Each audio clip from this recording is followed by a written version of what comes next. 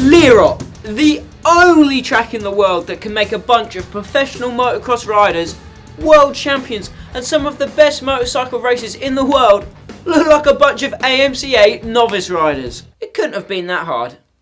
It looked easy on TV. No? This is the plug.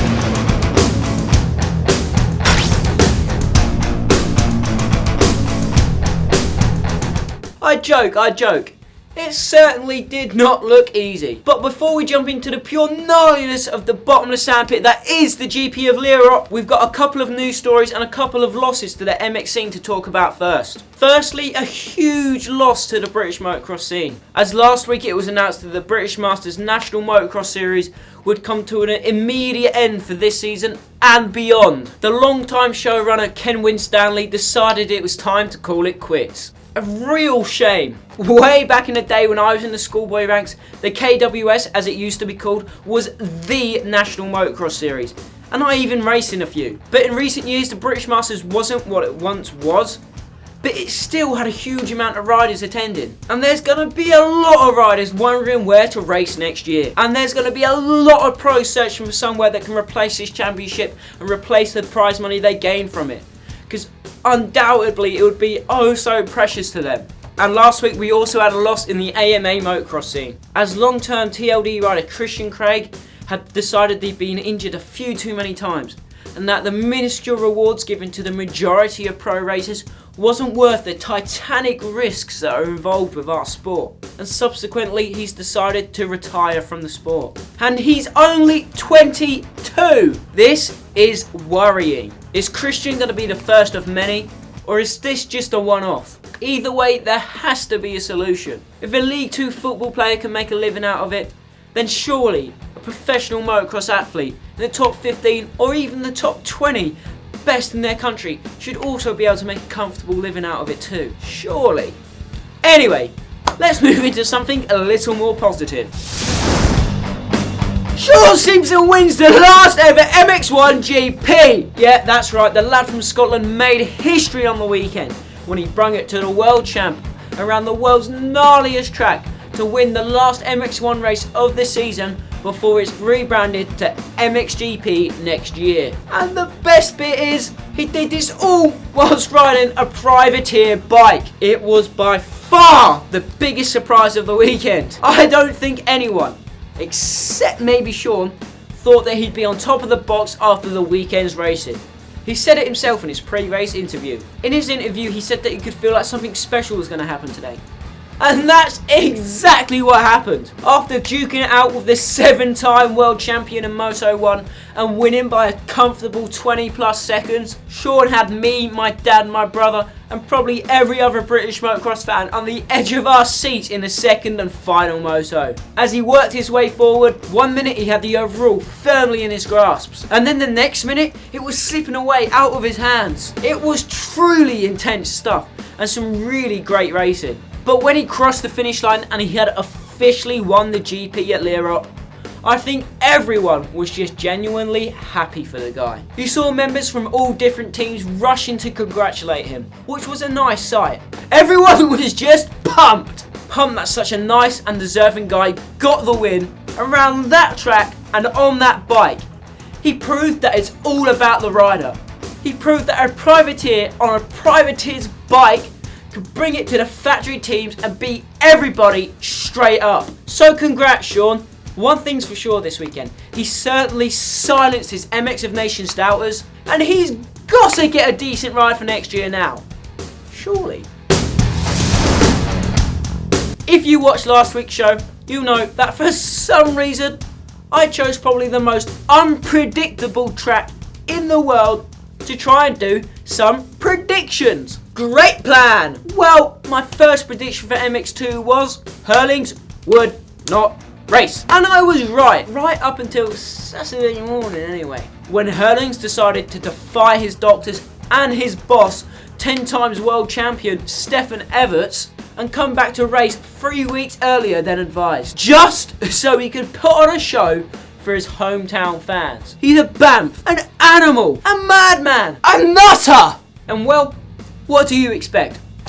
He still won! Thanks for screwing up my predictions, Jeff! Although he didn't quite win in his usual utter dominating style in the sand, he did however manage to win both the motos quite convincingly, but just not as convincingly as we used to. And he still never lost a home GP.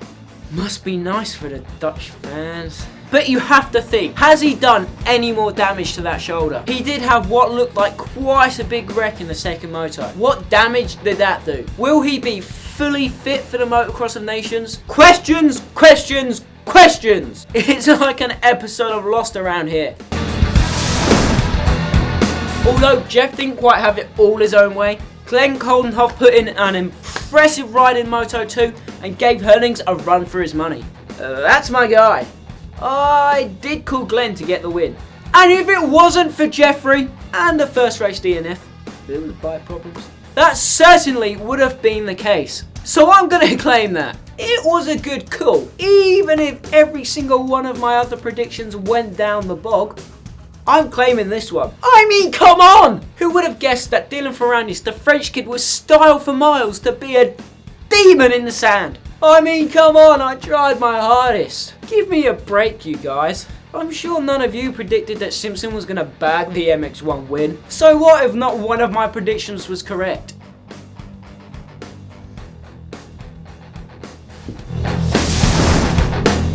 This weekend, the awesome Vets Motocross This Nations descends upon the fantastic Farley Castle circuit. And I'll be there to catch all the action for you guys that can't make it. Well, only if Mother Nature is kind to us anyway.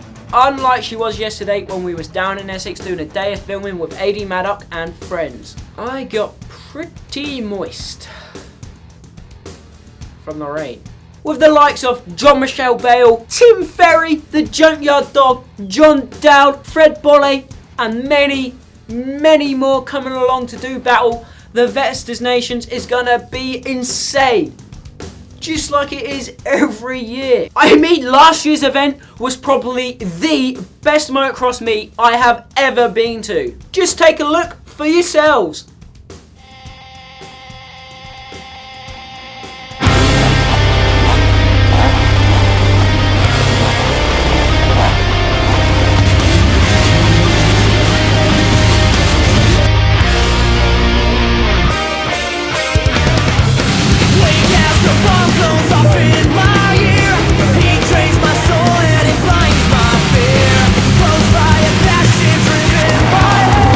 Stay plus, but stop it.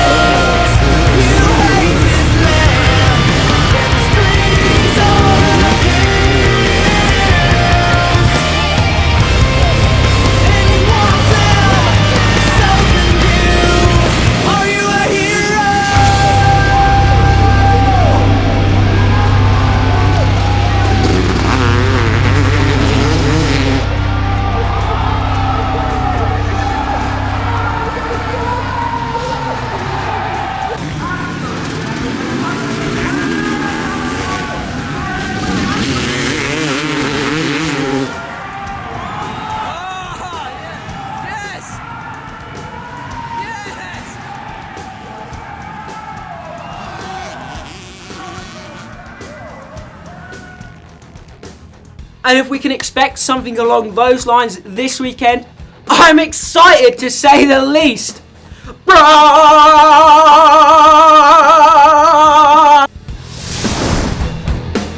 As always, I'm Toofast Max, this is The Plug, and if you've enjoyed this week's show, don't forget to like, share, comment, and subscribe to our channel. And go check out dirtbikerider.com for all of your latest motocross news. Oh yeah, and go pick up this month's issue of DBR magazine, out now, which doesn't include a cool little article on the one-armed motocross boys, as that's going in next month's.